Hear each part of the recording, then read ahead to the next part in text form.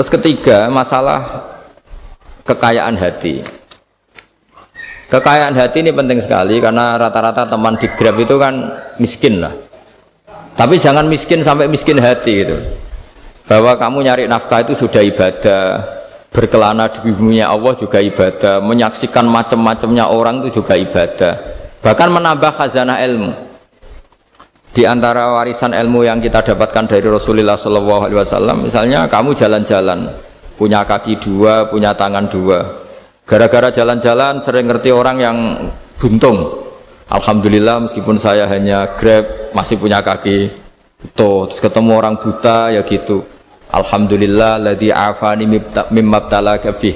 Alhamdulillah saya terselamatkan dari seperti itu. Sehingga melihat orang maksiat juga gitu. Saya meskipun gini terselamatkan dari tempat maksiat, sehingga hidup itu tidak nelongso gitu. Ada nilai lebih yang kita punyai. Jadi di antara kebaikan Islam adalah orang disuruh ingat sisi nikmat. Nah, kalau nikmat itu sudah ada semua, kata Imam Ghazali, nikmat hidup.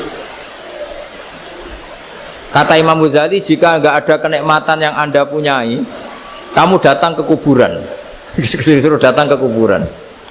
Dan kamu bilang begini, kenikmatan kembali ke dunia adalah kenikmatan yang diinginkan mulai yang mati zaman Nabi Adam sampai kiamat. Jadi kalau Fir'aun yang pernah jadi raja, Namrud, semuanya, bahkan orang-orang soleh sekalipun, kalau kamu tanya keinginan terbaiknya apa? Ingin kembali hidup untuk membenahi kesalahannya zaman hidup. Artinya apa? Kehidupan yang kita miliki sekarang adalah kenikmatan yang dirindukan mulai yang mati zaman Nabi Adam sampai kiamat. Maknanya apa? Kita punya kenikmatan yang luar biasa karena kenikmatan yang dirindukan oleh orang yang sudah mati mulai dulu sampai sekarang. Apapun masalah hidup Anda ini punya kenikmatan yang enggak tertandingi, yaitu namanya hidup. Barokahnya hidup itu kita bisa tobat. Setidaknya ingin tobat. Kalau nggak bisa tobat, ingin tobat. Makanya di Indonesia itu banyak nyuwun sewu, banyak maling yang anaknya itu soleh. Karena kalau ngandani anaknya tetap gini, wes le bapak tok sing lakoni kowe ojo. Bapak tok yang alami ini kamu jangan. Banyak di Indonesia orang nggak bisa baca Quran, anaknya hafid. Karena setiap bodoh itu tidak diwariskan. Wes le bapak tok sing bodoh kowe ojo bodoh. Mungkin teman-teman di Grab juga gitu, wes bapak tok cong sing nasi ngene kowe ojo.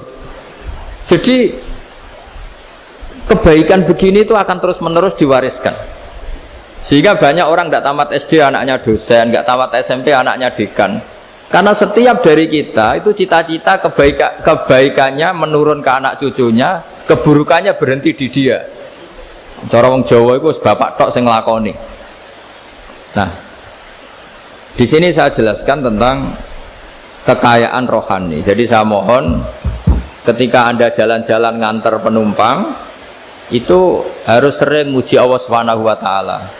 Ya, saya bacakan ayatnya, at-taibunal abidunal hamidun. Orang baik itu yang tobat, yang ahli ibadah. Di antara definisinya itu as-saihun, yang sering jalan-jalan. Siyaka itu jalan-jalan. Jadi orang paling bejo sak donya itu sampai harus jalan-jalan ibadah dapat uang. Tapi syaratnya ibadah. Sekali tidak ibadah dapatnya masalah kan? Sering goncekkan orang cantik terus ingat istrinya tidak cantik. Sering goncekkan orang yang sopan, yang santun terus ingat andekan ini istri saya di rumah rewel gitu. Jadi kalau kamu tidak taat itu adanya penyesalan. Di lampu merah ada orang naik Ferrari, naik Alphard, sementara kamu di rumah hanya mobil butut, kadang malah tidak punya mobil. Jadi kekayaan rohani itu dimulai dari mana? Dimulai dari taat. Cara berpikir itu taat, bukan maksiat. Sekali Anda cara berpikir maksiat, maka adanya hanya penyesalan. Semakin pengalaman di luar, semakin penyesalan. Karena di luar sana banyak orang yang dapat nikmat yang lebih dari Anda. Tapi sekali Anda taat, kamu akan mensyukuri apa yang Anda miliki dan tidak pernah ingin sama yang dimiliki orang lain. Sehingga orang-orang yang sering pergi itu sama Allah dipuji. Jadi tidak ada nabi kecuali di antara ibadahnya itu jalan-jalan. Fasiru fil ardi. Sehingga semua nabi itu mesti pernah melakukan perjalanan internasional. Rasulullah Muhammad SAW pernah jalan-jalan sampai ke Syam, padahal beliau orang Mekah. Nabi Ibrahim yang orang Syam pernah perjalanan sampai ke Mekah. Karena diantara kearifan itu ya dimulai dari apa? Jalan-jalan tadi. Kamu ngerti orang yang macam-macam. Makanya diantara kebaikan umatku, kata Nabi itu siyaha fil ard, sering berkelana. Tapi tentu untuk mengambil pelajaran. Atta ibunal abidunal hamidun as-saihun. Nah, agama mensupport itu. Sehingga kata Nabi, jika ada orang kok sholat qobliyah, ba'diyah semuanya di masjid, sama Nabi ditegur, la taj'alu buyutakum kuburan, rumah kamu jangan jadikan kuburan, harus dapat jatah apa? Sholat.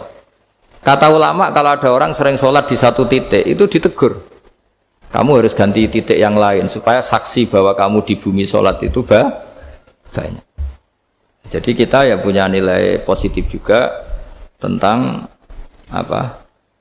Karena kita sering siyahah, kalau bahasa Arabnya itu sering keluyuran, saksi kita kebaikan juga banyak. Tapi pesan saya paling pokok tadi ya, jadikan komunitas kebaikan itu punya nilai jual. Syukur-syukur fid dunya hasanah wa fil akhirati hasanah. Ya kita bersyukurlah di Indonesia itu. Saya masih ingat kecil saya itu ya sekitar saya umur 15-14 tahun. Setiap mau pergi itu pesannya orang-orang yang sering pergi itu jangan masuk terminal jam ini di perapatan ini, karena yang namanya preman itu dulu dominan. Sekarang sampai jam 2 ada orang pakai jilbab, kadang ya orang pakai peci, yang nggak pakai peci pun ke musola sholat terus. Yes, pokoknya kebaikan itu jadi komunitas dan jadi nilai jual. Bahkan tadi misalnya ibu-ibu yang pergi malam itu kan mesti ada orang-orang yang jadi langganannya karena terkenal apa? Amanah. Yang dititipi anak juga pilih orang yang terkenal apa? Amanah. Nah, nilai amanah ini harus kita jaga terus supaya kamu ya bisa bekerja, orang lain juga nyaman karena amanah tadi, Allah juga senang karena amanah itu perintahnya Allah Subhanahu wa ta'ala. Dan Indonesia harus menuju ke sana. Pemimpin juga harus gitu. Pemimpin bawaannya amanah, bawaannya apa, yang memilih dia juga senang karena nggak malu lah. Tapi kalau kita milih ternyata yang kita pilih tahu-tahu ditangkap KPK kan ya malu gitu. Dulu kita kampanye mati-matian, ternyata dia ditangkap. Tapi kalau dia amanah kan ya seneng. Sama kalau tukang Grab ketangkep satu karena penodaan atau karena pengkhianatan, yang malu juga semua. Karena kadang-kadang nanti digeneralisir seakan-akan semuanya seperti itu. Tapi dengan reputasi panjang, nggak pernah terjadi apa-apa dalam Grab kan otomatis lainnya juga terangkat. Nah, ini yang dimaksud wa'tamiru bainakum bima'ruf. Jadikan kebaikan itu urusan bersama. Makanya andekan negara itu sudah mengoptimalkan polisi, TNI untuk meringkus preman, oke itu baik. Tapi ya lebih awet lagi kalau itu ditopang masyarakat. Karena yang nggak amanah terkucilkan, terus akhirnya Grabnya nggak laku, akhirnya dia dipecat, akhirnya kan yang maksiat hilang, yang kriminal hilang, yang ada hanya Grab yang baik. Begitu juga di dunia apapun. Itu yang dimaksud wa'tamiru bainakum bima'ruf. Jadikan kebaikan ini urusan bersama. Nah, karena kita baik, otomatis jadi teladan yang baik bagi anak kita, istri kita, tetangga kita. Dan karena kita baik, maka terhormat. Sehingga orang melihat Grab itu simpatik, respect, karena reputasinya baik. Nah, karena orang respect tidak dicibir. Barokahnya tidak dicibir, tidak mangkel. Barokahnya tidak mangkel, tidak saling ejek, bahkan tidak saling bunuh. Coba kalau kita jelek, dicibir orang, kita dalam keadaan mabuk, tidak terkontrol, bunuh. Jadi efek dari maksiat itu begitu buruknya. Sehingga penelitian itu mengatakan kebanyakan kecelakaan ya pemicu utamanya rata-rata ya nyupir dalam keadaan mabuk. Beberapa nyuwun sewu kasus-kasus kriminal rata-rata ya dipicu oleh hal-hal seperti itu. Makanya meskipun di luar saya tolong hindari narkoba, hindari hal-hal yang maksiat supaya pekerjaan Anda ini barokah. Kemudian yang terakhir saya beri ijazah tentang Al-Fatihah ya, karena ini surat yang populer. Kalau saya ijazahi Quran 30 juz pasti sampean nggak hafal. Atau ijazah surat Baqarah. Kalau mau Baqarah mau. Ijazahi surat Baqarah mau 2 juz setengah. Mau Mas Asep? Ya Fatihah aja yang gampang ya. Nah, ya kulhu Fatihah ini paket ringan ini. Tapi pahalanya apa? Besar. Ini beda ya, artinya selama ini mungkin Anda baca tapi monoton ya. Tapi ini saya bacakan teks aslinya tentang istilahnya itu mazaya itu kelebihannya Fatihah. Saya baca Arabnya dulu, nanti ini terakhir ijazah. Tadi kan saran-saran umum tentang sosial. Ya, pokoknya jadikan kebaikan itu punya nilai sosial yang baik lah. Jadi nanti orang yang nggak amanah nggak laku. Ya, calon bupati, gubernur, presiden yang nggak amanah juga nggak laku. Begitu juga kiai yang tidak amanah juga nggak laku. Suami yang nggak amanah juga nggak laku. Istri yang nggak amanah juga. Sehingga kebaikan ini jadi nilai sosial yang dalam tanda kutip sudah keniscayaan ya. Yang diinginkan Allah itu seperti itu. Bukan kebaikan yang dipaksakan karena kekuatan negara. Maksudnya kalau bisa kebaikan itu tidak usah dipaksakan. Memang sudah satu kebutuhan. Tak cerita-cerita di negara maju itu. Bahkan apapun jatuh itu nggak ada yang ngambil apa itu. Makanya gambarannya Mekah Medina kan gitu kan. Barang jatuh nggak ada yang berani apa ngambil itu, saking sudah jadi sistem. Sehingga banyak negara di Eropa itu yang sampai nggak punya tentara, nggak punya polisi karena kebaikan sudah. Nah kita kan masih capek, polisinya aja capek, apalagi masyarakatnya, karena ya kebaikan itu belum jadi nilai bersama. Nah, kita selain ditopang negara, ada polisi, ada tentara, itu kita usahakan kebaikan itu jadi nilai bersama. Tadi wa'tamiru bainakum bima'ruf. Dan kita punya reputasi yang bagus dalam bab ini. Saya masih ingat kecil saya itu yang jilbaban hanya keluarga kiai. Sekarang rata-rata masyarakat itu jilbaban. Dulu yang sekolah SMP, SMA itu jilbaban kadang dulu malah dilarang ya, harus sama seperti itu seragamnya. Sekarang sudah boleh. Dan nyaman. Lama-lama yang dapat simpatik ya yang pakai pakaian model tertutup seperti itu. Lama-lama gampangane cara wong golek mantu ya golek yang seperti itu daripada yang blodor. Lama-lama jadi nilai bersama. Ya ingin saya seperti itulah. Di terminal juga sama. Orang mau makan cari warung yang kelihatan ada ayat kursinya, pakai jilbab, atau paling tidak dia nggak mungkin lah nyuguhkan yang tiren atau yang haram. Akan ada garansi sosial. Ada apa? Ada garansi apa? Sosial. Dengan penampilan yang soleh itu kan, masa iya nyuguhkan oplosan babi gitu misalnya itu. Jadi nilai sosial itu harus harus benar-benar jadi nilai. Sehingga negara biar gak capek-capek. Polisi juga gak capek kan, karena tugasnya corong Jawa mau ngawat-ngawati tok, tapi sudah tidak perlu tegang karena kebaikan sudah jadi nilai bersama. Ingat-ingat ya ayatnya tadi, wa'tamiru bainakum bima'ruf. Jadi kebaikan itu harus jadi nilai bersama. Iktimar itu menjadi urusan bersama. Makanya kalau kita rapat besar disebut apa? Muktamar. Muktamar itu urusan bersama. Ya tadi imamnya sholat juga menopang Gojek karena nggak lama-lama nopang Grab, nopang Kernet, nopang penjaga Indomaret, penjaga bensin, pom bensin. Lah dia hanya punya waktu 5 menit terus imamnya baca Baqarah kan.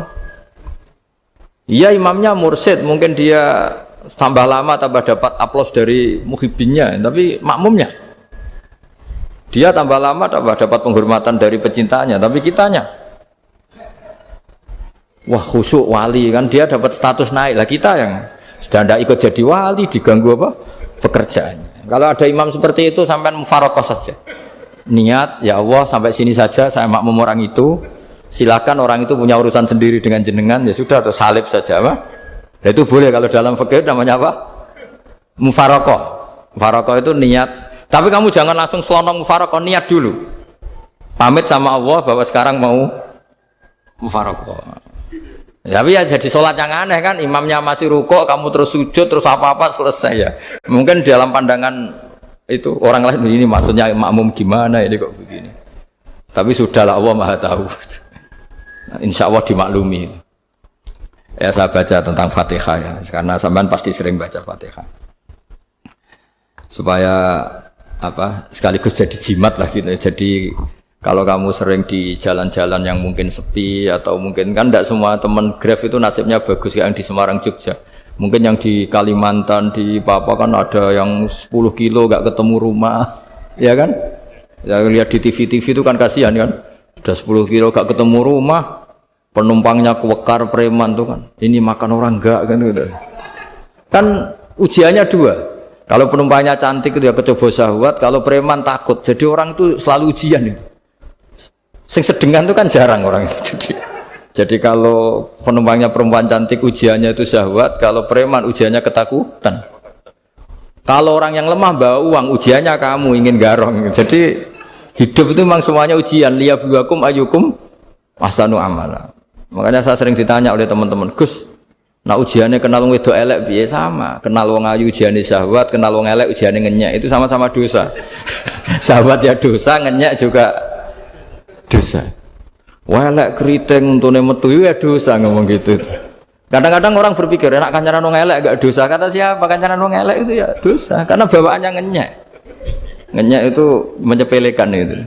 Makanya saya itu ya nggak mau berteman sampean. Nanti kan bawaannya ngenyek atau seneng ya tidak tahu. Ya sudah ada takdir saja kalau ketemu ya tak ulang ngaji gitu. Tapi ini ngaji terakhir, setelah ini ngaji biasa aja, tidak usah resmi gini. Ngaji kok resmi aneh. Pokoknya nanti suatu saat kalau pandemi sudah berlalu saya akan ngaji Rebone, lalu ini ngaji. Ini ngaji yang kurang bagus karena ngatur kiai kurang berkah ini. Nanti tapi ya lumayan lah masih mau ngaji. Ngaji kok tanggal ini jam ini. Sekarang suatu saat kamu tak panggil, Mas Wahyu datang ke sini jam ini tidak mesti bisa. Mungkin pas ada acara apa, oh, maaf ke sini pas ngecek pas apa. Jadi ya sudah tapi tak maafkan enggak apa-apa. Takdir ya. Tak bacakan supaya sampean tahu keramatnya bismillah. Nah, sebelum saya bacakan bismillah Fatihah, tak beritahu tentang ilmu tafsirnya karena ini penting sekali. Fatihah itu dawuhnya Allah, tentu itu dawuhnya Allah. Saya ulang lagi, itu kalam Allah. Tapi yang sudah diberikan kesampaian ke kita semua. Sehingga seakan-akan itu menjadi dawuhnya kita ke Allah. Jangan salah loh ya. Fatihah itu dawuh Allah tapi sudah diberikan ke kita.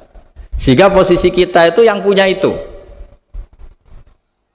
Nah, kenapa ini perlu dijelaskan? Karena nanti ada kalimat iyyaka na'budu wa iyyaka nasta'in. Kalau itu masih kalam Allah, berarti Allah ngomong ke kamu, ngendikan ke kamu, kepadamu aku menyembah. Masa Allah menyembah kamu? Nah, sehingga ilmu tafsir itu menyelesaikan itu dulu ya. Saya ulang lagi ya, sebelum sampean sering baca Fatihah, aku yakin ya sering baca. Tapi barokahnya tidak paham itu tidak pernah janggal. Enggak paham itu ya penting supaya tidak iskal, tidak janggal. Sebetulnya di kalimat itu ada yang janggal. Kalau Fatihah itu kalimatnya Allah atau kalam Allah, bagaimana dengan kata-kata iyyaka na'budu? Masa Allah ngendikan ke kita, kepadamu kami menyembah. Masa Allah menyembah kita? Maka penyelesaiannya secara ilmu tafsir gimana? Semua ulama mengatakan, bukan satu dua, semuanya mengatakan di Fatihah itu semuanya diberi kawalan kalimat. Saya ulang lagi ya, di Fatihah itu semuanya diberi awalan kalimat qulu, katakan wahai hambaku begini. Ya, katakan wahai hambaku begini. Nah, begini ini pelajaran dari Allah yang sudah diberikan ke kita. Terus kita mengatakan bismillahirrahmanirrahim, alhamdulillahirabbil, termasuk kita mengatakan iyyaka na'budu wa iyyaka nasta'in.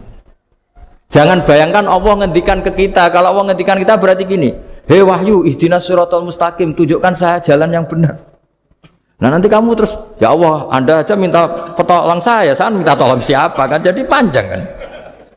Ya, saya ulang lagi ya. Jadi itu di Ulumul Quran diterangkan gimana? Sebelum baca Fatihah, ya. Fatihah itu kalamullah, ngendikane Allah, tapi yang sudah diajarkan ke kita dan sudah milik kita, sehingga kalimat itu menjadi milik kita.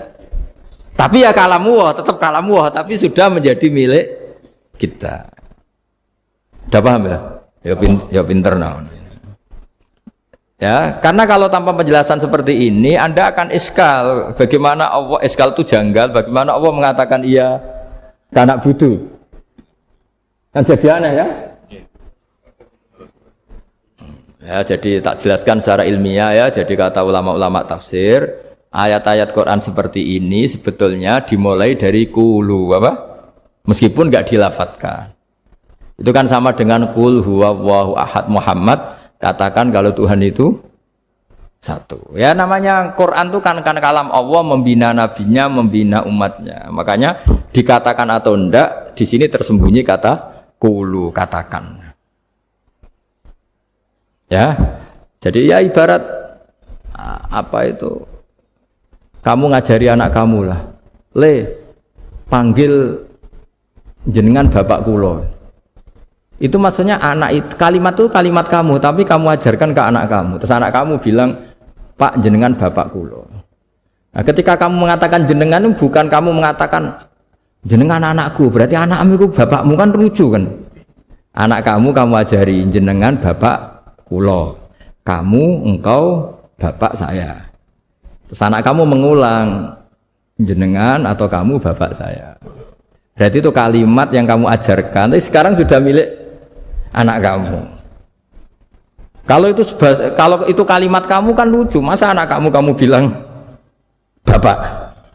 Nah itu seperti itu. Jadi ulama memberi solusi atau jawaban iyyaka na'budu wa iya, itu sebelumnya ada kata-kata qulu, katakan wahai hambaku, hubungan kamu dengan saya adalah katakan iyyaka na'budu wa iyyaka nasta'in. Terus hubungan kamu dengan saya katakan juga dalam doamu ihdinas siratal mustaqim. Jelas ya, jadi itu kalam Allah yang sudah milik kita karena diajarkan Allah untuk kita. Dong ya? Ya dong, gak jelas gak. Tapi bagus, gak jelas tuh bagus. Kalau kamu jelas gak jadi digrab, jadi gubernur.